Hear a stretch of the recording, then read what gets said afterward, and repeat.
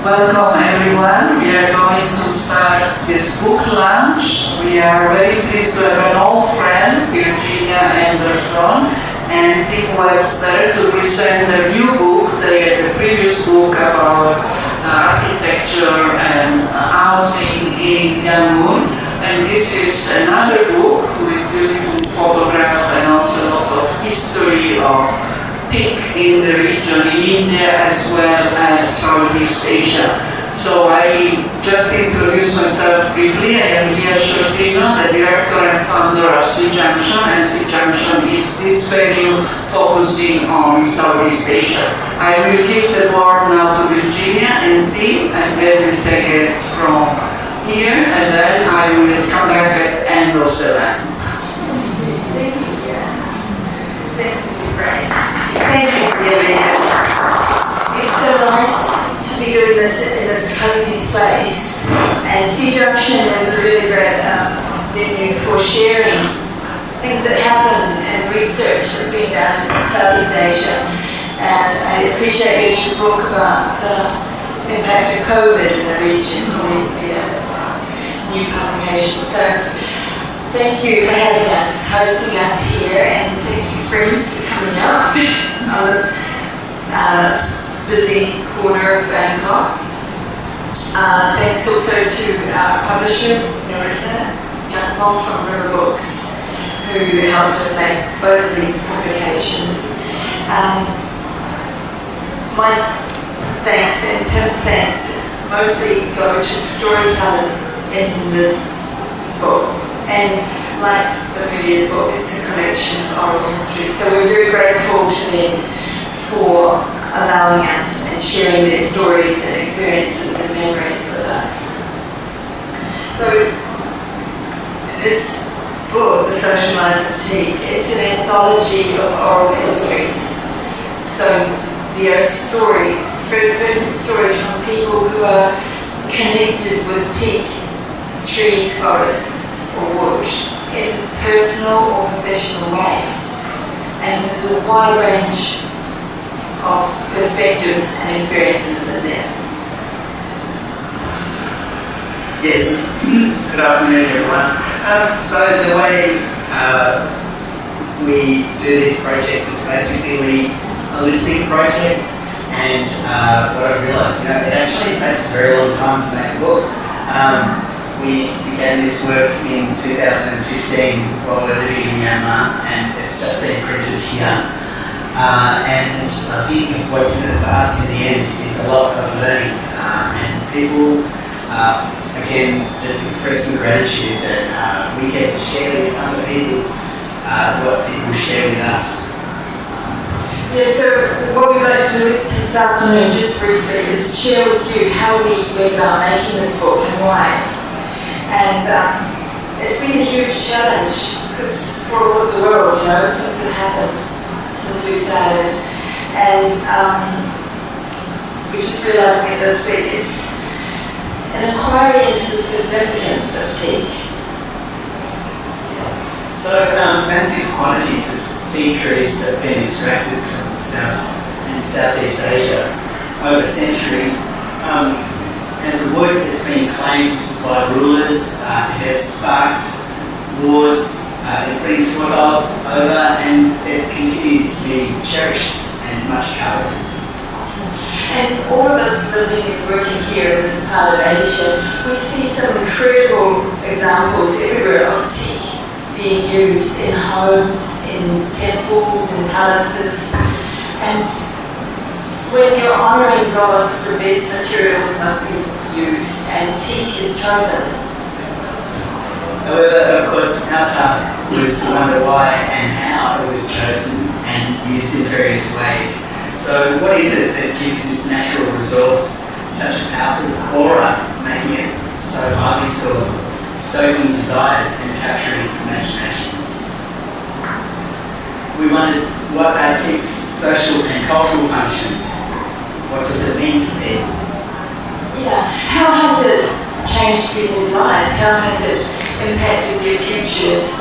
And what has happened to the teak forests? So, anthropologist Arjun Appadurai, in his book, The Social Life of Things, posits that through processes of exchange and transactions between humans, our social lives is how we actually attribute meaning to things and value them.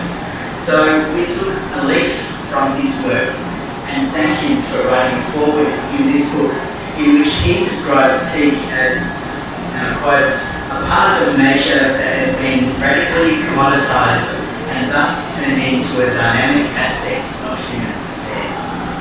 Yes, so we're mapping the worlds around teak, and when we do that, it highlights these processes of consumption and commodification. And it also invites questions about our relationship with nature and politics of value. Weaving together these stories and their experiences brings to light the ways that teak's been used, desired, crafted, cultivated, priced and prized over time. Yeah. So in this book, people speak of survival, change and learning, creativity and destruction, growth and demise.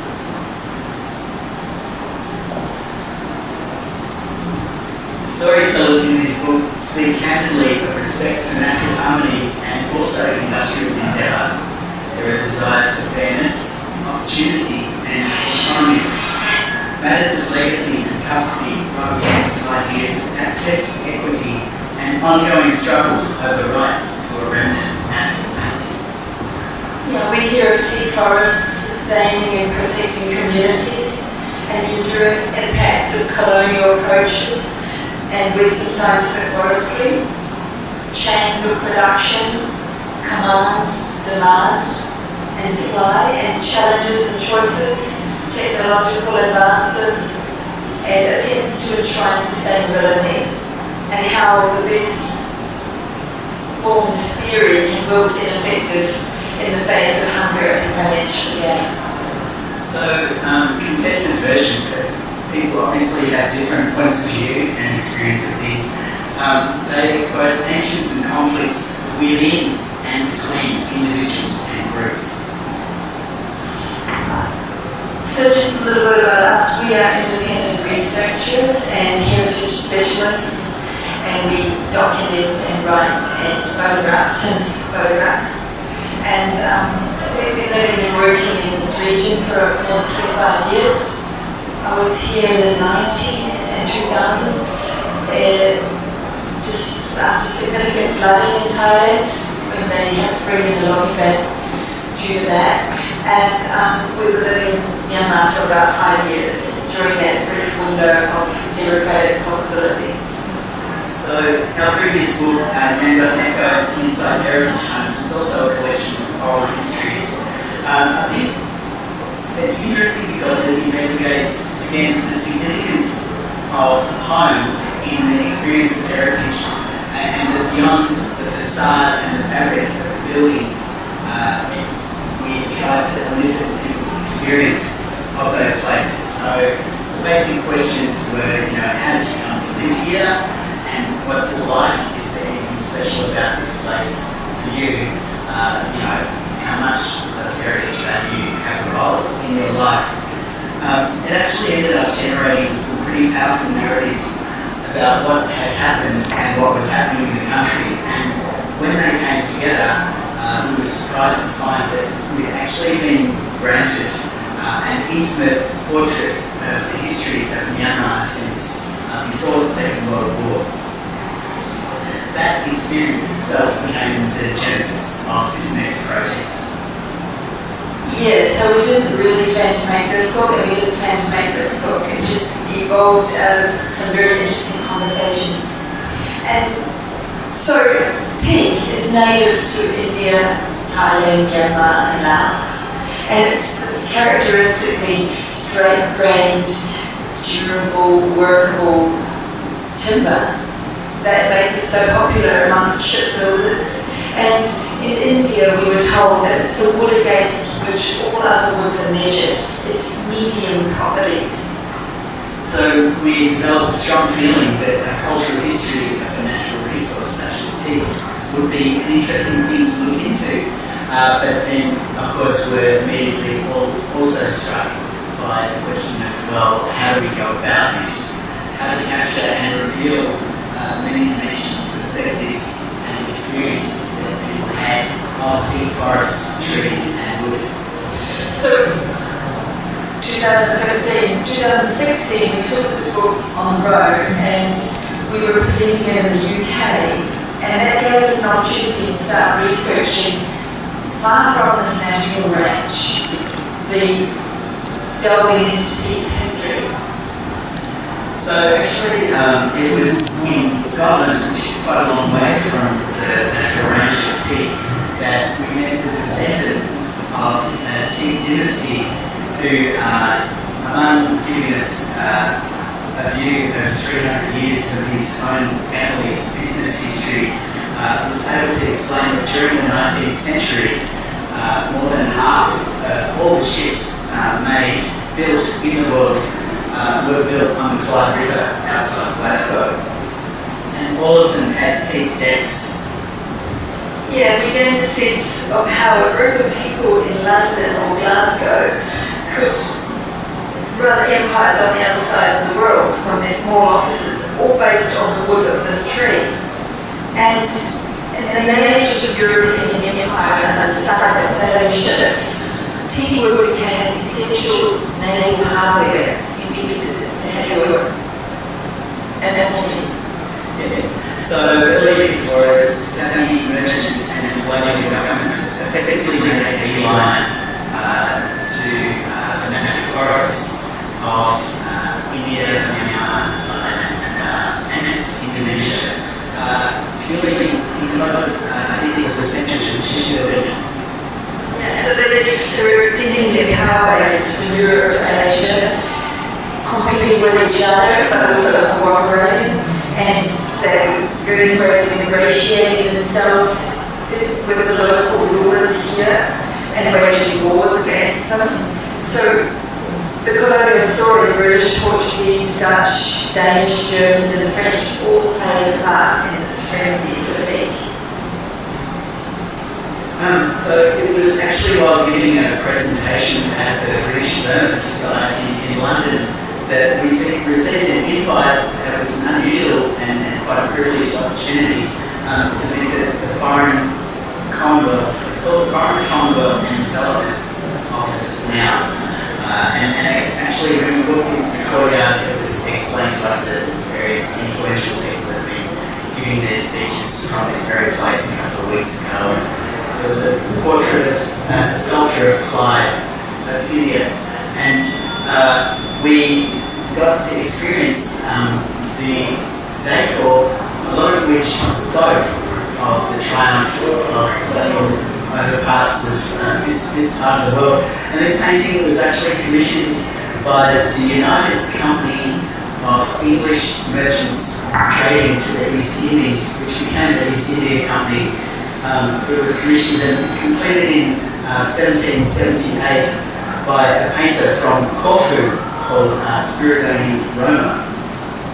Yeah, we learned about the widespread use of teak in the colonial infrastructure. Of course, the ships, the trains, the carriages, the sleepers, and the ports and the docks.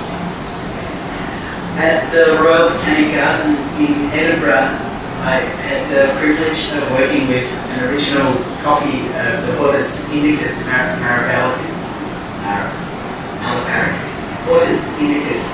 Malabaricus, which is a seminal treatise on the plants of the west coast of India. It's 12 volumes, right?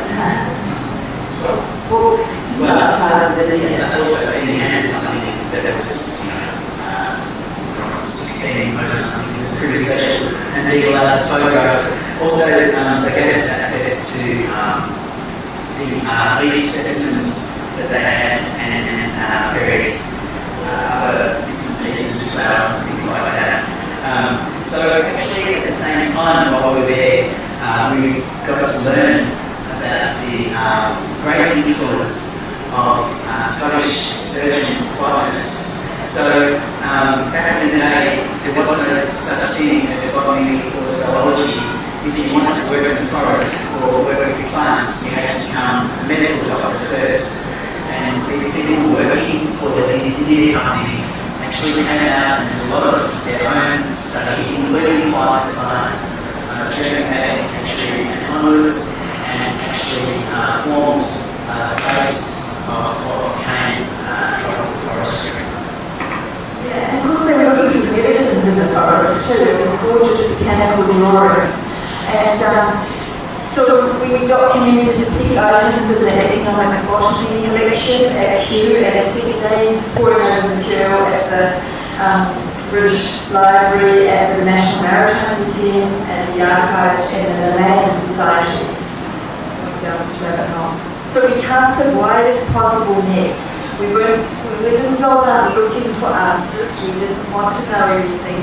It's not an encyclopedia, but we wanted to be open to the stories. And we heard about other historic connections to the teak-bearing ecosystems of South and Southeast Asia. Is it okay for you, the volume? Okay, good.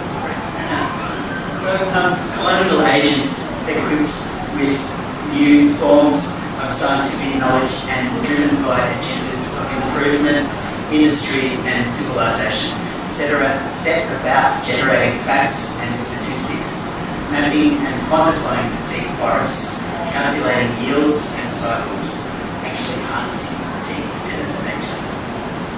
Yeah, so these were elaborate Western bureaucratic systems of control, and there were rules and laws, and this idea of land titling, the idea that someone owns a piece of land was new at that time, and the idea of a forest department, that you have a gang of people looking after a forest. These are new ideas in this region at that time. And so teak's foreign managers, they created these protocols and practices that still persist in tropical forestry today. Yes, I learned ethically quite strongly that actually this was a really important period in the evolution of our human civilization, in that for the first time people didn't need to rely on the land anymore, they could rely on money, and that was a process that was actually exported from the UK right around the world. So we heard of concessions to cut teak forests issued to friends of the British that actually unleashed rapid destruction of Indian and Burmese natural forests in the 19th century, with significant profits from that process actually underpinning colonial administration. To feed the need for more teak, the colonisers actually expanded. So apart from going through India and then literally invading Burma because of teak, they realised that they were going to need more. So they set about establishing plantations, and also went from Wollongong all the way up into Laos, cutting all the land. Yeah, it's a big impact on northern Thailand. So this idea of sustaining commercial output, like the need for more teak to build these ships and the colonial infrastructure, that became the seed for conservation, strangely enough, I thought. But that scientific forestry thinking led to planted industrial forests, so plantations, swathes of monoculture.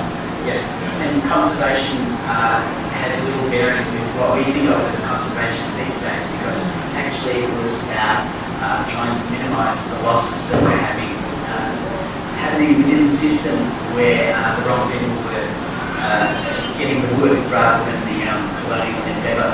So historic business, cultural and social connections between Wollongong in Myanmar and Chiang Mai here in the north are shaped around teak through a process of wealth generation, cross-fertilisation and extraterritoriality that ultimately destined the Lao fiefdoms of Lana to be subsumed by Siam in the formulation of modern Thailand.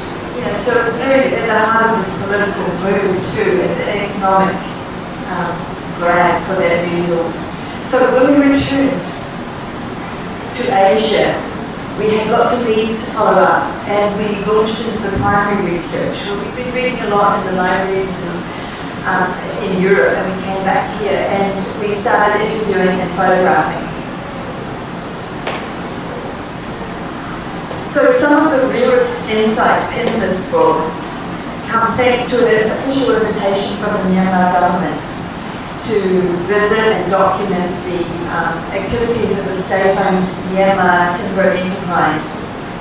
We interviewed senior managers and photographed empty factories in Yangon, such as here, and in Marapura, and visited the jungle camp, Tim did, outside Langor to document traditional teak log extraction by elephant and the people who do it. So at that time, Myanmar, as we know, was in transition towards democracy, but also attempting to address a recent past where the best in forestry thinking had been overrun by poor practice and rampant over-harvesting. The downwards the annual allowable cut of teak trees, the amount that could be taken each year, and the one's common export of whole teak logs had already been banned since 2014, and the logging in Bawayama, which is pretty much known as the home of teak, had been suspended for a decade. And actually visiting and speaking with people in the Bawayama revealed the extent of devastation of vast mountains of teak forests. It was effectively the looted home of teak. Yeah, people told us about the military exploitation of teak under sanctions prior to the thwarted transition to democracy and the consequences of revenue targets and new technologies. So from the elephant to the truck and the chainsaw, the scale of decimation increased and over-harvesting natural forest teak. We heard first-hand experiences of cutting on contract during that time. Yeah.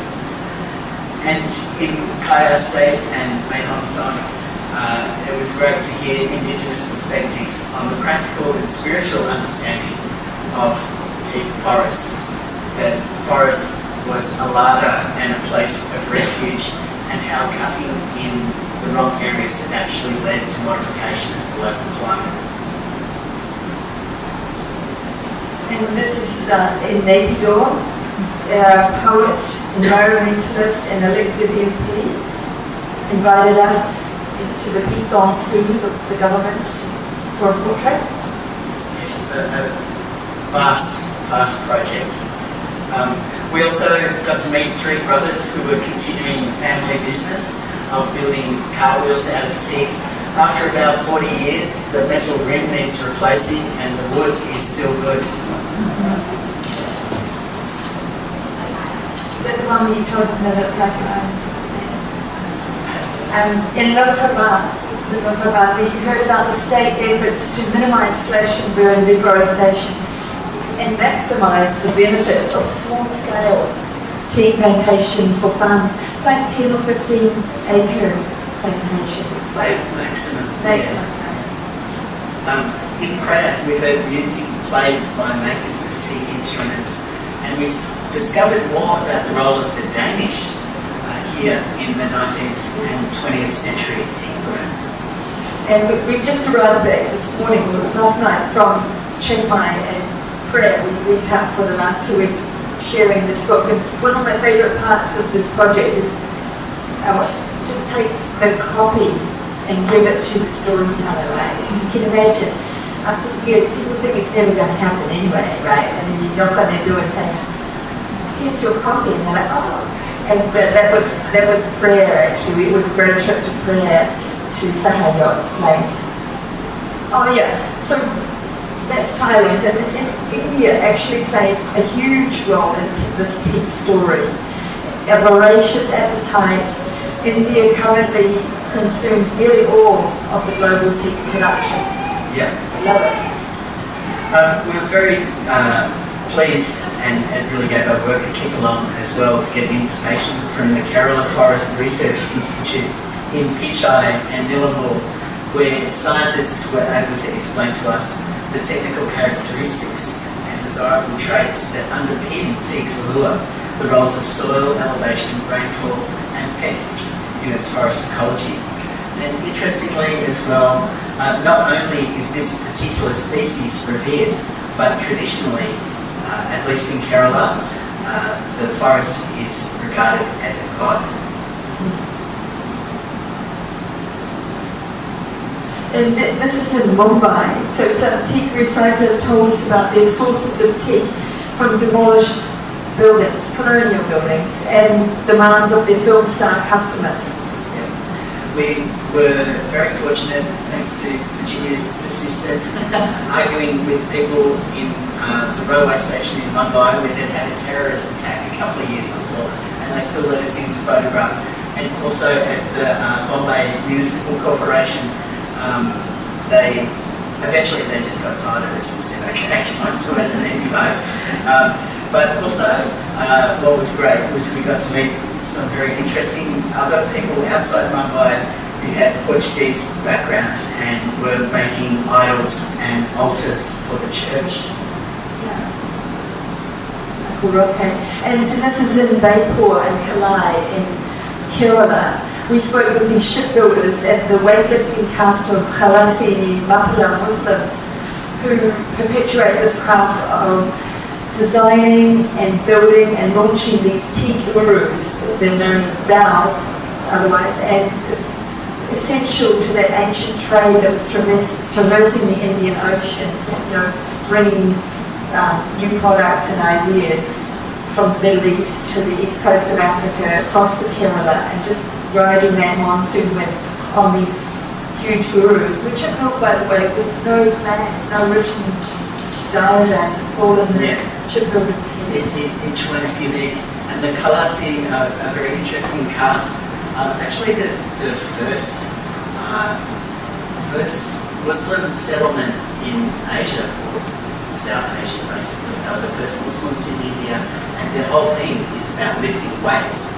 So Indian Railways actually had a Khalasi division, and if a train got derailed, they'd get in like 50 or 100 of these guys who sing ancient songs in 5 different languages and focus all their energy into moving this weight.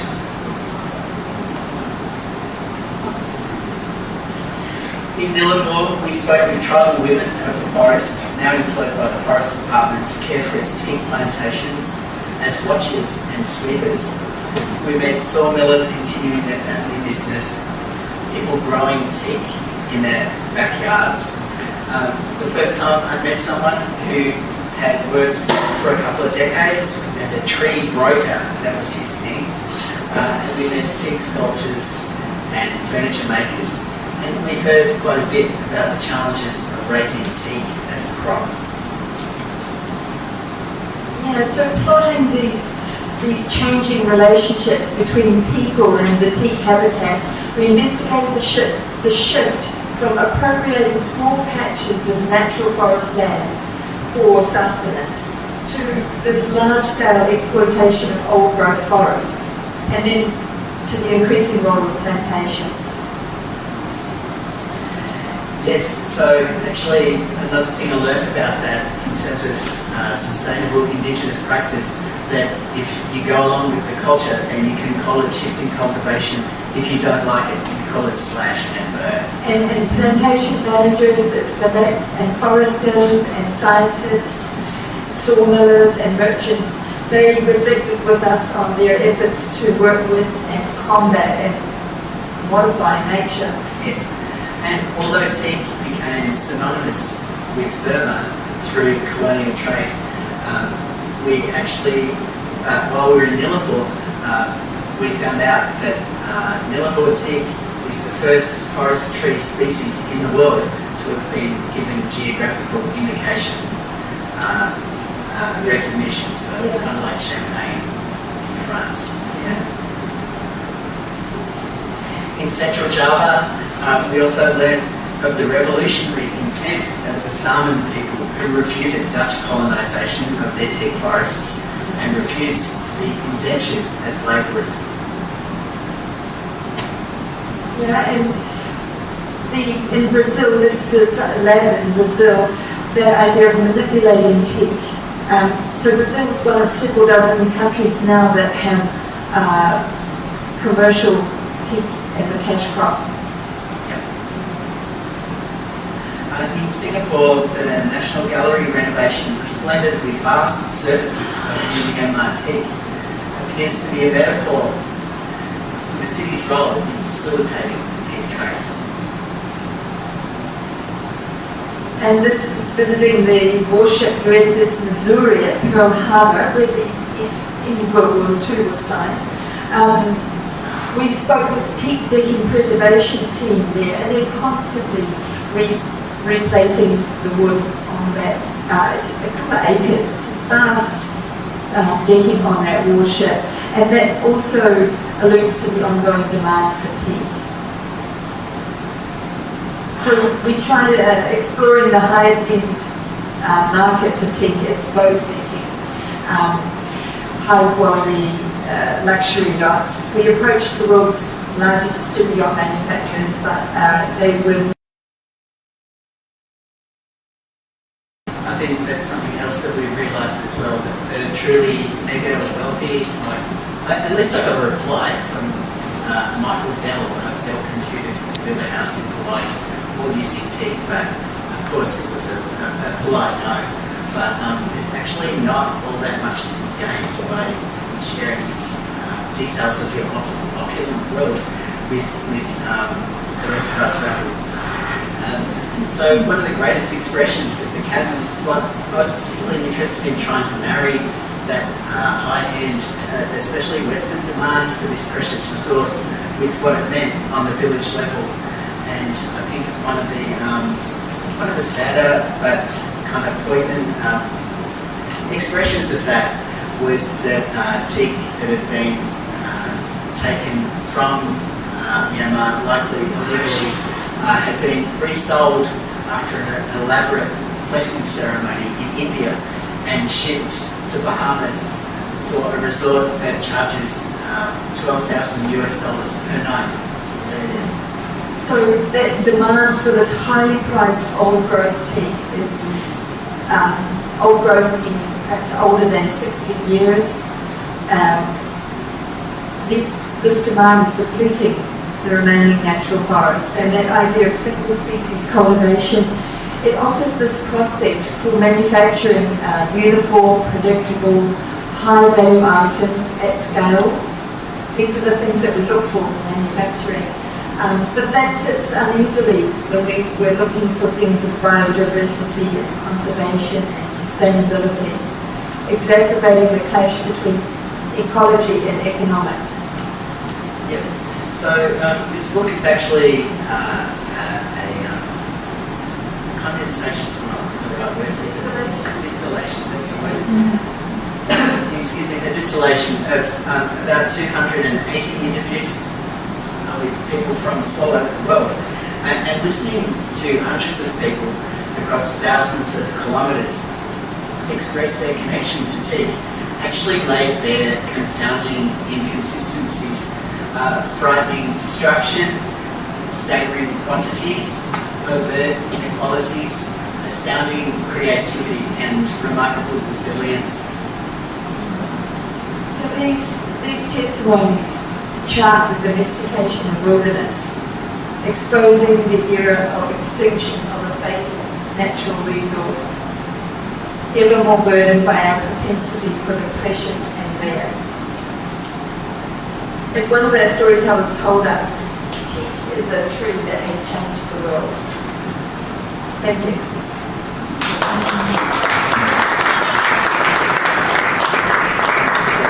So we'd love to take some questions, so it's yeah, the more difficult the better. Yeah, all over. Thanks. We decided to just talk about our story of making the book because it's not right for us to tell the stories that are in the book. That's for you to read. It's honouring the story. I'm curious, why did you come along today? Why did you come beneath my cut? You like the book? Yeah, I'm glad. Thank you. Joe, I know why you came, because you're a fundraiser there. Why is this story? Why is This story. Why? why is what? Yeah, why? Why is this story? Why this story? Good question. We just thought it'd be interesting to look at. In fact, this book could be about anything. We chose teak because we know it's really an exclusive and highly desired by a very a high-end market. Economically, it's got a very historically very interesting, politically very interesting. But it could be any other natural resource. It could be diamonds, or it could be rare metals, or what is it that it's human interaction with a natural resource, looking at it that way. Yeah, I think there's a lot of culture around teak, obviously, the way it's used ubiquitously throughout South and Southeast Asia. And as well, what really interested me is that it's not just about a product, it's actually about ecosystems. It's actually about the natural systems that underpin our use of what nature can give us. So it begs questions of sustainability as well, and particularly it's kind of sad now. I think more than half of the world's old growth teak, and there isn't much of that left, is in Myanmar, and yet Myanmar is one of the poorest countries in the world. So how do we work with this amazing product without wiping it out? And also that actually it's not the rarest or even the most precious wood. You hear stories of people getting around in Venice on boats made out of rosewood, and if that tree takes 300 years to grow, how on earth could that be sustainable? So that was something else that I feel like I learned through this project, is that if you need 60, 70, 80, maybe 120 years to have decent teak, and a lot of it is sold much younger, but it's no good, but it will be bought because it's teak. But the thing is, as soon as people start trying to manage things, resources that take a human lifetime or longer, it seems to be very difficult for a lot of people to be interested in what's going to happen after they've gone. Yeah, what about the next generation? Not everyone, but in terms of management, that strikes me as an important thing.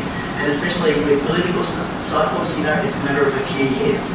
So how do you deal with things that take decades and decades? Follow up to that.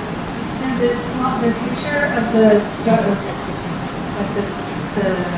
photo with the star, it's from Brazil. It was like a round petri dish or something. And I wasn't sure I understood what you were saying, that it was about taking it to scale, and then something about monocrops. Can you just go back to that and talk a little bit about, is that if you cultivate teak to scale to make it available, you run the risk of having a monocrop? I wasn't sure I understood that. So actually, the best teak grows naturally in a natural ecosystem that has greater competition, but it prefers particular types of soil and has a limited range of elevation and also rainfall. So actually we heard about people who thought, pretty great, the British actually spent quite a long time trying to cultivate teak. It's not something you can just grow easily. It has a thick outer coating on the seed, and they did everything from throwing it in the fire to getting termites to eat it, to now people soak it in water off and on for about 4 or 5 days and subject it to the sun. Anyway, the thing was, the British had actually pretty much cleared out Indian teak by the end of the 18th century. It's that long ago that this was becoming an endangered species. And they needed more because the entire British Navy was made out of teak.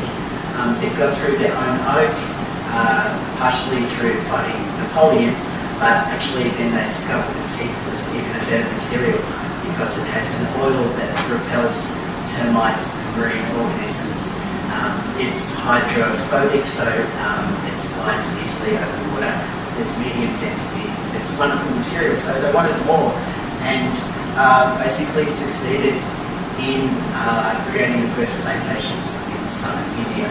The thing is, in somewhere like Laos, when it's only a maximum of say 12 hectares, there's a boundary around each plantation and you can maintain sort of a natural input, but it's created all sorts of problems in many countries around the world because it effectively creates a desert where there's no habitat for the natural organisms.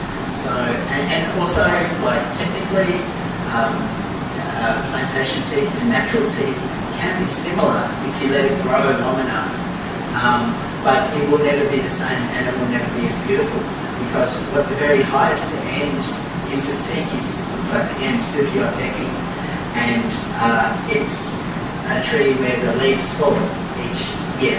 So it means that you get growth rings in it, so you can get these beautiful lines. And for some reason, people like lines close together, you know, that it's growing slowly rather than far apart, which is what happens when you give it too much fertilizer and water. And that actually happened in Ghana and I think in Borneo, where some scientists and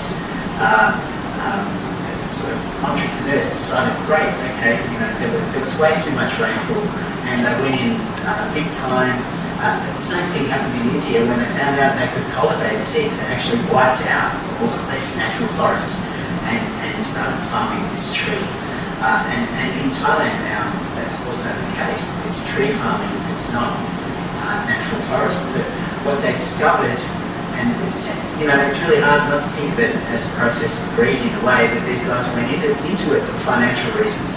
They put in heaps of fertilizer, they put in, you know, there was loads of water, and it actually took them 20 years to realise that what they were getting was nothing like the teak that they wanted, which was from natural systems. And it is that thing about time too, like if it is a lifetime, if it's 60 years or 80 years, and you're a business person and you want to realise some profit within 15, that's still a long time, right? 15. So you're going to try and put these things in, as Tim said, fertilizer, to try and increase that growth process. But it's the very slow growing nature that makes it so strong and so workable. Does that answer your question, Joanne? I think so.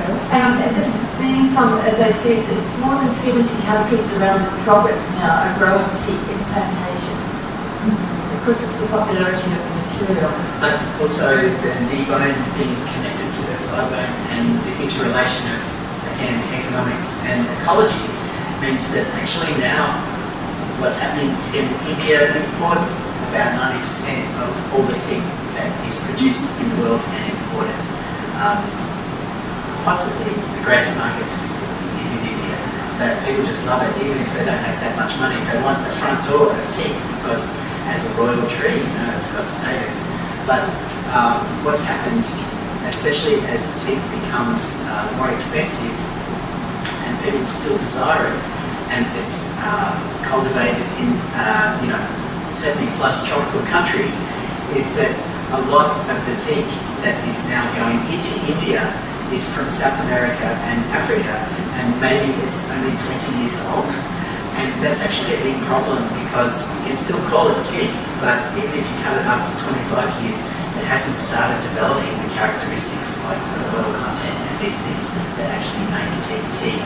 So young teak can fall apart really easily, whereas it's famous for outdoor furniture because they can put up with the weather.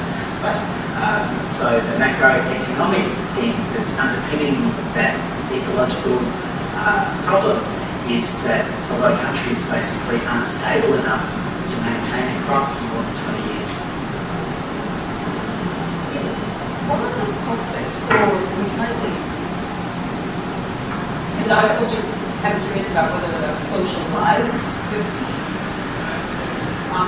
multiplicity of lives. Yeah. In fact, there's a lot of great stories that didn't make it into the book. And one of them I love from Penang, those outposts, particularly of the British colonial outposts, where John Teo down in Penang was a specialist, and also Kirish Ryan, we spoke with in Mumbai. They're actively gathering those colonial pieces of buildings that are being demolished and recycling them. Of course, it's very good teak. It's really the oldest stuff, the best quality, is in those old pieces of door frames, window frames. There's also a fellow who's quite entrepreneurial and well connected who went to see a general in Myanmar, and he'd seen these huge teak logs being picked up out of the river and lowered into the sawmill, and every now and then they'd pick one up and it'd be hauled into the river, and everyone would stand there watching it float away, and it's like, anyone going to get that teak log? And he's like, oh no, we can't get it. It wants something. And there's a saying in Myanmar, if you lose something on land, you've got half a chance of getting it back, but if you lose something in the water, say goodbye. So anyway, this fellow was kind of scratching his head, and he found a World Bank report that expressed the huge volume of teak, all of which had to travel down the Irrawaddy and be exported from Yangon, and maybe it was a few logs one day and a few logs the next, but he worked out that there was this massive amount of really good teak wood actually in the river. So he went to see the general and said, I've got this idea, there's a lot of teak in the river, I want to try and get at it. And the general said, no, you can't do that. He said, well, actually, I've been fishing and I've got this fish finder, and I should be able to. So anyway, he ended up finding some Muslim divers that lived on an island in the river, and he didn't know how they could find anywhere because they didn't have sonar, but they knew where everything was on the bottom, and actually was still making money collecting coal that had fallen off the back of Irrawaddy flotilla steamers. And he got a vast quantity of teak logs and also rosewood, some really big ones, because the trees that were growing 150 years ago or were harvested 150 years ago were greater than now. But the only other thing I'd like to add to what you were saying, and the first story in this book actually explores some of the indigenous spiritual beliefs in forest canonism, basically. And so we met this great carpenter. He'd set up a school, and very interesting man, and he had this great idea to try and sell furniture made out of recycled teak. And none of the Myanmar people would buy it, because if you have like a column or a beam or a rafter or a joint in your house and someone dies in that house, there's a belief that their spirit will remain in that bit of wood. So if you bring that bit of wood into your house, you might get good and bad things. So he said he had a very difficult time, and then his fortune changed thanks to the diplomatic corps, because there were Italians and other people who were worried about that stuff and really liked old wood. So he ended up making all this furniture for the embassies, and then their residences became like his showroom. And but he started out with nothing, a couple of workers and $400, and eventually had this huge factory with like 50 people and orders for the next 2 years. And he just said, in the end, size is very important, and he turned his back on the whole thing after Cyclone Nargis and went and did social work instead. Is that what you were thinking when you asked about recycled timber? In your research, did you find or were you able to explore any alternatives to teak? Yes, good question. In fact, we argued hard about that in this book. I wanted to put the final section to have those alternatives. And Tim was like, no, it's a book about teak. It's not about things that aren't teak. But there's some really interesting work being done in the UK. I know someone in Southampton, they're using other products for teak decking on the boats, including a synthetic resin, I'm not quite sure how to describe it, cork and other woods. Yes, I'm interested in that. But we also, this book is not it's more documented, it's not advocacy, it's not, there are stories in here we do not hold the same opinions. but we wanted to show the diversity of experience and perspectives. Yes.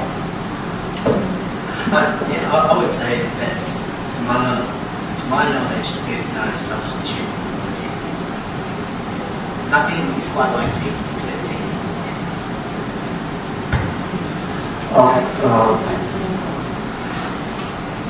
Good evening, everyone.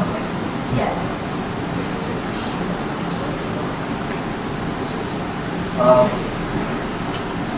I'm needed from India and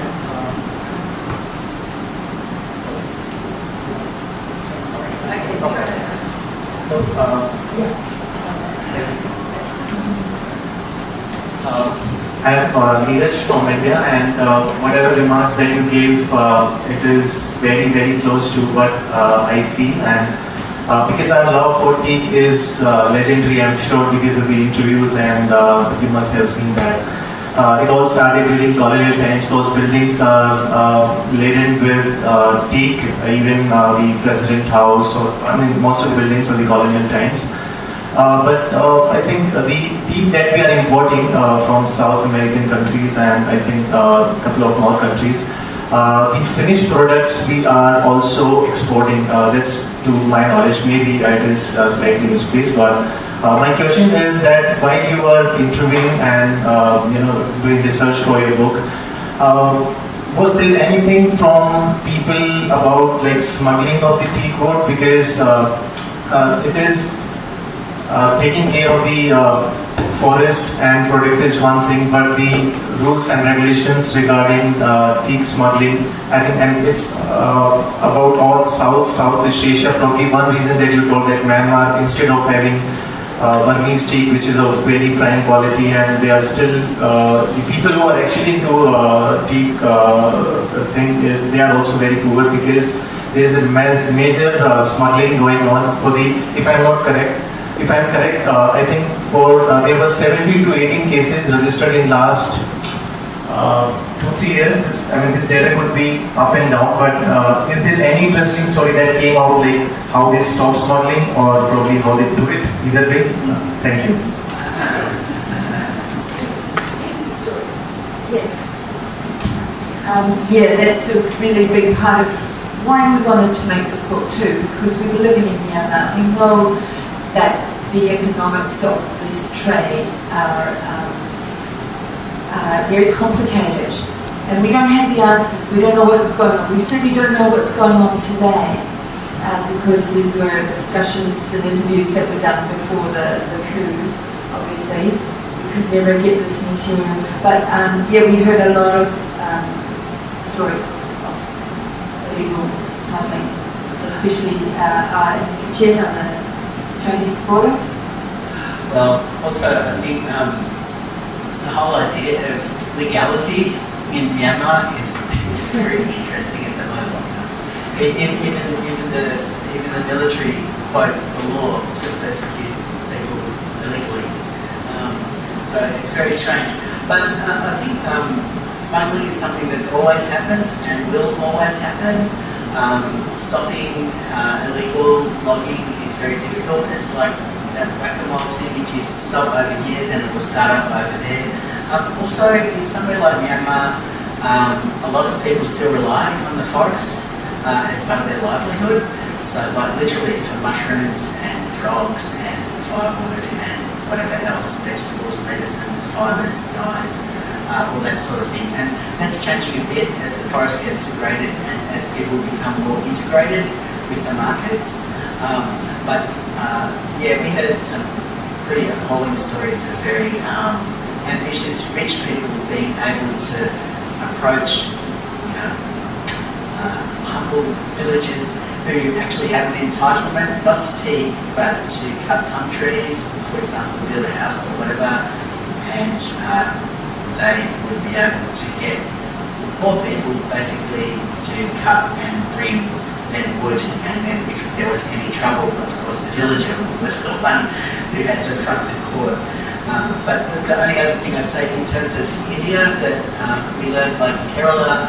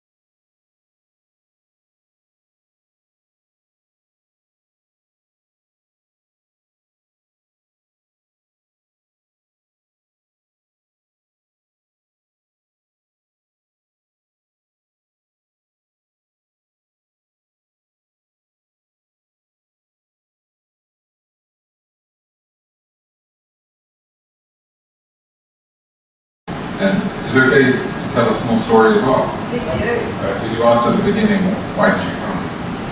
And questions about recycling and smuggling made me think of a story that was relevant. My favorite piece of furniture is a teak table, and it has had a very long journey. When I was walking down the street in Karachi in 2000, I saw an old Sindhi house being knocked down, and I bought the lintel and the wooden frames of this 150-year-old small house, and I took them home. And about a year later, I found someone who would make a table for me, about 4 feet by 4 feet. And it became the most beautiful piece of work I've ever seen. I had in my own home, and it featured, for a long time in my family home. I then moved to Myanmar, and 3 years managed to get it into Myanmar. Sat in my home for 3 years. Then I went to Zambia, and I managed to export it using some false documents to get teak out of Myanmar. And it occupied my home in Zambia and then Botswana. Then I went back to Myanmar for another 10 years and was able to get it back into the country. And then after the military coup, I gave up smuggling this piece of beautiful furniture and donated it to our family foundation school in north of Mandalay in Publin. And there it sits now, and it's enjoyed in the middle of the school hall by 300 children who don't have access to proper, environment or education. But there's this piece of teak that's had its journey all through the world. It's probably been oiled 100 times. It's probably about 170 years old now. I have to say, there is nothing like teak, as you said. Smuggling it's kind of fun. You kind of see it land, and recycling it is kind of pleasurable too, because you see this thing that has had so many lives, and there it is, still there, serving a purpose and being of beauty. So I just wanted to share that, because it's a really lovely thing that you've done. Thank you very much. It reminds me of one picture, if I can,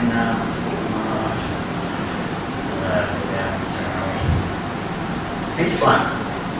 This is at the Kala Caves, which is on an ancient caravan route between Mumbai and Poon. And I mean, again, the great thing and why we do this stuff is the learning. And I didn't know that there was such a thing as a Greek-Indian empire. Did anyone know that the Greeks were in India? Well, anyway, they chipped in for this, which is actually, it's a cave, and this is the ceiling. And it's more than 2,000 years old. Most of this teak is original. So it will last thousands of years, literally. And actually this was so old, this place, that on the altar, it predated when Buddha was depicted as a being. In other words, there was a time when you didn't show Buddha as a person. And so actually on the altar was this fabulous piece of teak sitting on a stand, and that was like, that's Buddha. Yeah. So.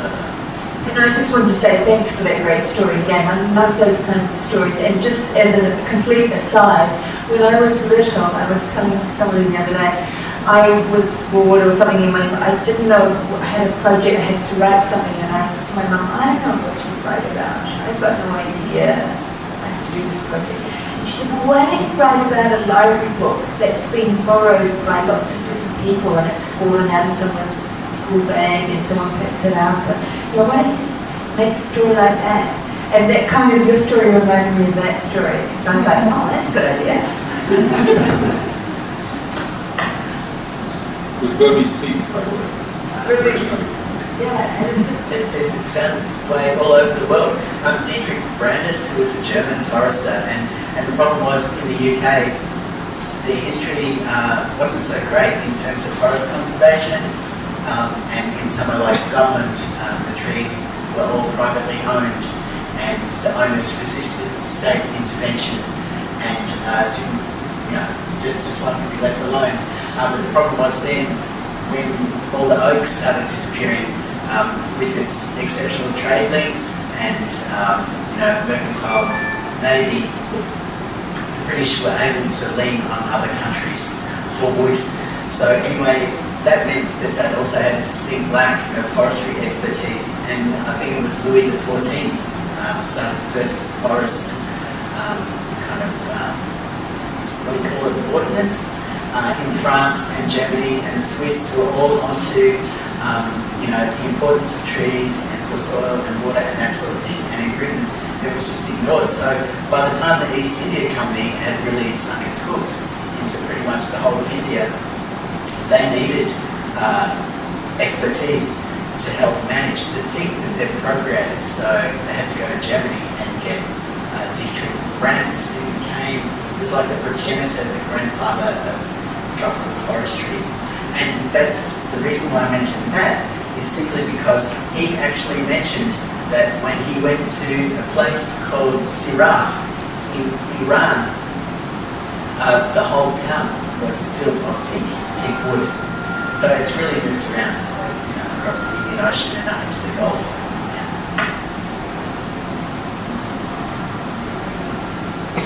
Thanks. What you said, Virginia, firstly, thank you so much. I'm really looking forward to this book. We loved your first one on the Yangon homes. Thank you, Tim.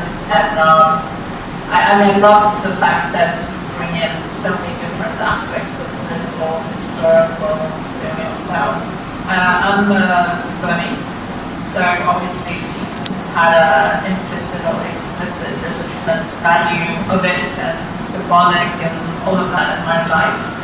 But I was just wondering, after reading your stories, which I'm looking forward to, I was wondering when you said about this the story of this kind could be told about diamonds.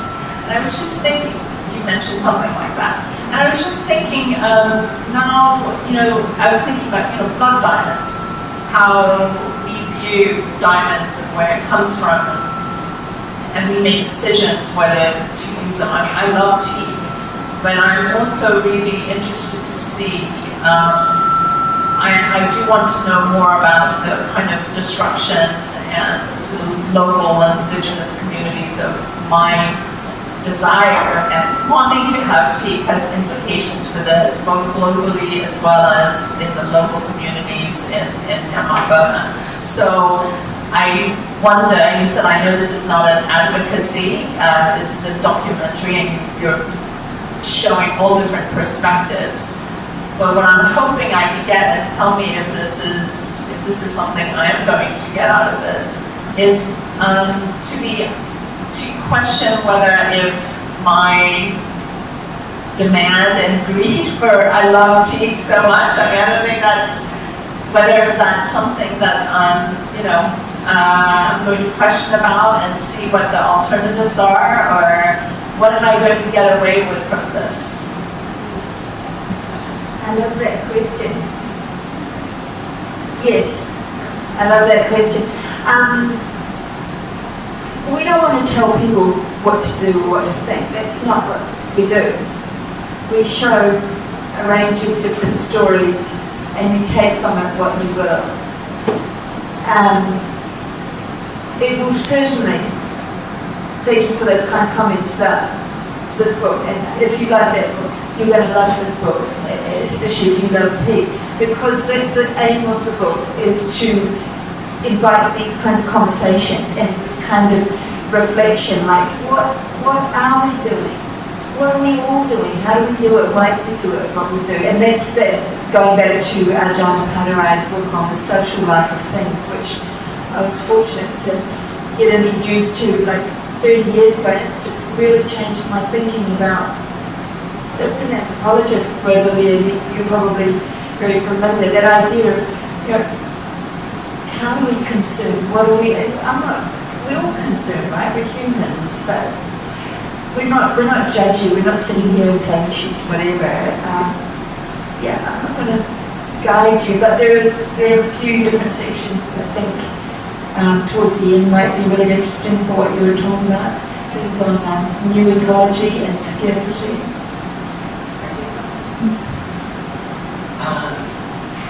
It's a difficult one, isn't it? I mean, by reading, we're kind of using resources, and I know that's a trite thing to say, but I guess it's about how much we care about, again, our footprint and at what cost we acquire things. And I guess the thing that kind of makes me most sad about this stuff is that actually sometimes the more damaging and the rarer and more expensive, the greater the status and the more people want it, you know? It's like ivory or, you know, maybe, you know, if there was the last lumpfish in the Caspian Sea or whatever, someone would want it to eat, you know, and but I labour under the potentially under the misapprehension that most people are really good and that we try to share and don't actually want to just keep shooting ourselves in the foot. So, and I feel sorry for Myanmar that hasn't been able to realise the value of its forests because it's just had this range of various kleptocracies that have looted the place, and then the money never goes back to the people who are actually part of the forest. So even one sobering thing that I kind of learned out of all this as well is that it actually cost a lot of forest for Daw Suu Kyi to gain power, and when she was locked up the other time, she was like, yes, sanctions, you know, hammer the regime. And then when she was able to run the country, she's like, no, we don't want sanctions. And then I think there's more of that again now. But actually what that did to the country, maybe, you know, people can read in the paper, oh, that's great, you know, we're doing something against the evil regime or whatever. But what it meant was that they lost the market where the resource was most highly valued. So it couldn't be sold, and at the moment can't be sold in Europe or the US where they'll get the best price.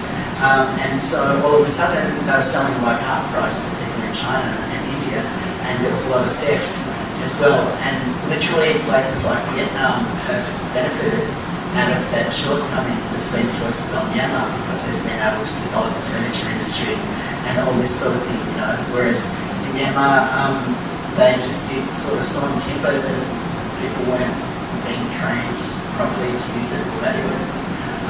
So it's kind of sad what's meant culturally. Yeah, and just to wrap up, it was just the complexity of you know, the things that we are questioning ourselves as we reflect on what we do. Like, how do we make good decisions? I don't know, you know, but I still don't know. I just want to say that.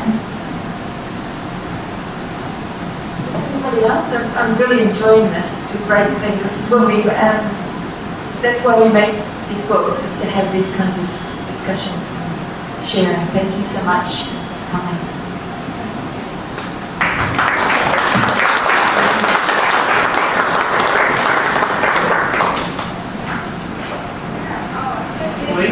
Wait. Let me close the van first. Eager to speak. Let's close the van because we are online also, so thank you very much for coming. Thank you to both of you for the very comprehensive presentation. I think you are sitting at something good from Indonesia, but that is, I will not say I was smuggled out. I didn't.